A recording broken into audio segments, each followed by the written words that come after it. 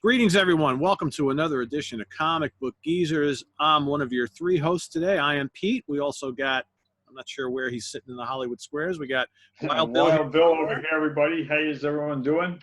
Thanks for being here. According to me, we got Kirk down below, but I'm not quite sure how you guys are seeing him. But yeah. So we're here I today. see there's three across. I don't know. I see it's like a upside down pyramid to me. But anyway, today we have assembled the trio to give tribute to another fallen great in the comic book industry. Of course, we're talking about Dennis, or as he's likely known, Denny O'Neil, one of the most popular writers in comic book history, who has worked on some really, really iconic characters, specifically a great run with Batman, a great run with Green Arrow and Green Lantern, and so many other books. So today, and he passed away was a Friday at the age of 81. So did a lot of work with DC, some work with Marvel as well, but he's more known for his work with DC. So today we're just going to kind of talk about some of these classic books, some of the storylines, some of the characters he created, and just kind of pay tribute to the great work that he's done. So who wants to start us off here today? How about Bill? Yeah, Bill, go for it. So I have a little background about Dennis O'Neil. Denny was born on May 3rd, 1939 in St. Louis, Missouri. But when he broke into comics in the early 60s, ironically, he was Stan Lee's assistant. And he left and briefly worked for Charlton Comics before he got hired by DC Comics in 1968. And when he got hired with DC, he started working on titles like Wonder Woman, Detective Comics, Justice League of America, and of course, he's also notorious for Green Lantern and Green Arrow series. And together with Neil Adams, Denny O'Neil and Neil Adams have credit for creating the character Raja Ghul. And here's an example from my Batman collection of Raja Ghul. Denny didn't work on this book in particular, but it's just to show an example. They also created the daughter, Talia, as well. Yeah. And they also got credit for tweaking the Joker and Two-Face. Denny took these characters and down a darker path. They were kind of hokey in the early 70s. So him and Neil Adams also have credit for that. So Denny O'Neil is quite a writer, and he's worked on both sides of the fence for DC and Marvel. And in 1975, he actually wrote the Joker when the Joker got his own title. This is #1. Didn't go very long. I'm not exactly sure how many issues, but I don't think it made it even into the 20s. With my Batman collection, Denny wrote this issue. This is Batman 320. This is like from 1978, I'm thinking.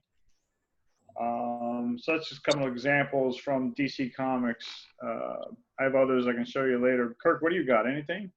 Yeah, well, if we're doing Batman, we'll stick on Batman. I've got some of the old stuff. I agree with you that that era for Batman, especially when they came in and they started revamping, because you'd had that whole like late 60s campy Batman TV show, the Adam West stuff, which I grew up and I loved too, but it was very, Batman was so campy at that point. Then these guys start writing this stuff and they're like, these guys are psychos, so it's kind of cool that what they did with them. And they built characters. What I like is these were really character-driven plots. They're much more heavy written than previous stuff, because, you read a comic book in the 60s and some of that stuff is very thin on plot. It's a lot of like good guy meets bad guy, they fight, good guy wins. They really started going into more darker territory. You start seeing character-driven plots. And I mean, you got Neil Adams doing a lot of the art for those books, and how do you beat that? These were all written by Denny O'Neil. But I love some of these early issues, especially like you see this. I mean, this is a great cover. Yeah. And then this is a classic. I saved these two Batman, because you got to love that. This is like, I think, the second appearance of Ra's al Ghul. But how do you, I got to say, too, you know, that's just a great cover. And it was a great story, the great characters. Which issue is that, Kirk? That's 244. That's a, you know, it's a. Oh, cool. I have it in this collection. That's the, I thought it, yeah, it looked familiar. And the other one is this cover, which you see this, you know, this is a pretty iconic cover too. You know, it's like Bill said, he took the Joker to this kind of like, oh, he's a clown, he's this, to, oh my God, this is like a real psycho guy. This is the guy that, you know, you don't just cross the street when you see him coming, you leave town. So it's some great stuff. Change that character forever, Classic basically. book that you got there, Kirk. Yeah. That's a beauty. Yeah, I got to say, some of these came from my brother's collection. He gave me his collection when he stopped collecting back in about the early 2000s. So. Wow. Nice score. Yeah. So. Pete, you got any books? Yeah, so I wanted to kind of show. So this is a little novel here that collects like some of the great stories. It's called Tales of the Demon. So basically, this is all written by Denny O'Neil, and these are all some of the classic issues, early issues when Ra's or Ra's al Ghul, however you say the damn name, and Talia al Ghul were first introduced as characters. So I think, you know, Denny should get a lot of credit for creating what is now known as an iconic villain in the history of Batman comics. So this kind of collects a bunch of those early ones here. To stay on the Batman theme here, he also wrote the Sword of Azrael series of books, right? So this kind of was the precursor to the Nightfall series, which, you know, most folks who follow Batman love that whole series. So the Azrael character kind of came into prominence here. Also, you know, since we're talking DC, I do want to mention Denny O'Neil and Neil Adams. The combo worked on the classic Green Arrow, Green Lantern books, which, you know, I want to mention something that Kirk said. I think Dennis was really good at creating kind of like these iconic characters and really going into their development. And so you know who they are as people, as heroes, as well as creating a really good kind of cast of characters around them. So here you've got a lot of real, you know, other than the fact this is a great team up between these two characters. Apologies for the cars driving around. I'm sitting here outside today.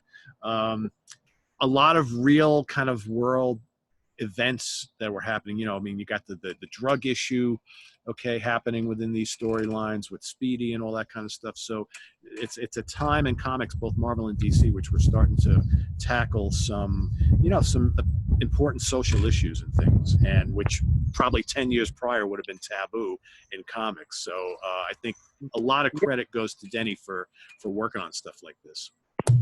As soon as you mentioned the drug issue topic, I have that issue, that controversial cover with the hypodermic needle, and I forgot to pull it until he just mentioned it. I'm trying to remember which I bought other stuff because not only did Denny, as a writer, he got around even into Hollywood. He was writing TV episodes for Logan's Run, Superboy, and he even did Batman the Animated Series. Oh, didn't know that. He was a writer for that. And that's a terrific series. Joe. What's that? That's a terrific series, by the way. Yes, it is. With Mark Hamill's voice as the Joker. Oh, he's fantastic. Denny O'Neil also wrote G.I. Joe, A Real American Hero. He came back to Marvel in the late 70s, and in the early 80s, he was writing for Spider-Man. This issue 221. He also wrote another issue in Spider-Man. This is 223. And he also wrote for Iron Man. This is 158 was his first appearance with Iron Man for writing, Denny O'Neil. Nice. And it kept going. I just figured I'd show you a couple of covers because these Iron Man issues that you see right here will probably be somewhere in the future of my Iron Man 4 post whenever that happens. But just to give you an idea, he kept with a run for quite a few issues and beyond. Also, went back to DC Comics in '86, and in '89, there was a Batman movie that came out, and they made a comic to go along with the movie, kind of like a playbill. And here he's billed as Dennis O'Neil instead of Denny. The only thing I have in my collection where they named him Dennis, where they gave him his real name. So this is the magazine quality version. They also made a newspaper quality version with a different cover for this. And in 3 short years, he worked his way up to editor. This is Batman Annual, 1989. Dennis O'Neil was the editor for this. And he was so active in comics, even up until last year, he was one of the writers of at least 7 different stories inside the anniversary 1000th issue of Detective Comics. So that's what I've got. That 80 years old, he's still working, right? Yeah, pretty cool. So I don't know what else. That's basically what I've got from my So collection. I pulled a few. So one of the early things that he worked on as either a writer, co-writer, or plotter was he worked on a bunch of Doctor Strange stories in the old Strange Tales. So he's listed in what do we got here? So we got 145. All right. So this was Nick Fury, Agent of S.H.I.E.L.D. and Doctor Strange. So this is one of my favorites right here. Okay. So that's 146. And then he also worked in this one, 147. 148, check out that. So again, this is a time where, nobody really knew who Denny O'Neil was. 149 as well. He also worked on the Doctor Strange stories in both 167, which one of my favorite covers of all time from Mr. Steranko. And then here we have 168. So this was the last Doctor Strange issue he would work on in Strange Tales. So he also did, I believe he wrote Daredevil number 18, which is pretty early in that run. He did some real sporadic stuff in the mid-60s. Marvel. I think he also took over after Frank Miller left Daredevil. Yes, he did some stuff in the 200s. Yep, absolutely.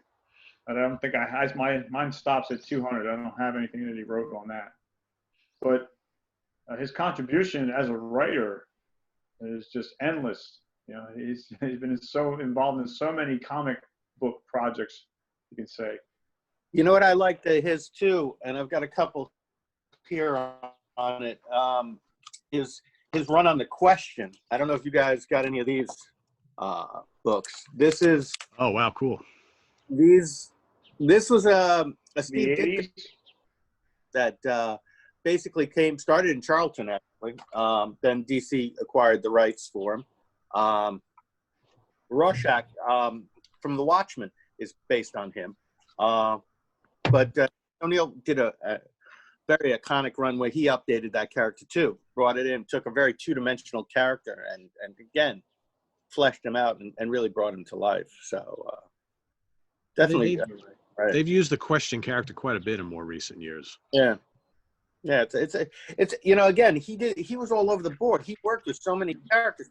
As I said, I just got this too. He did the Shadow run for DC and Marvel, because this is actually from Marvel. He was all over the board.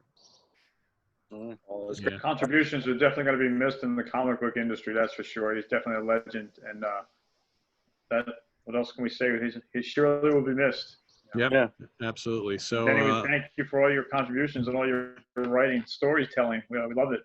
So, and the great thing about, even though he's no longer with us, the great thing is we can continue reading his stories forever. Right? They're always going to be there.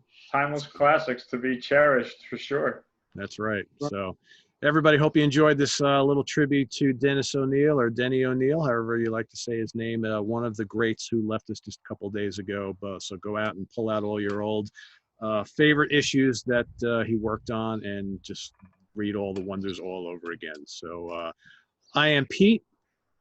I'm Wild Bill, saying thanks for being here. Take care.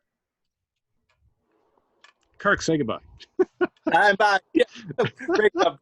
Have a good one. Kirk. Thanks, Thanks, everybody, for joining. Make sure you subscribe if you haven't already. Tell your friends, and we'll see you next time. Take care. Bye-bye.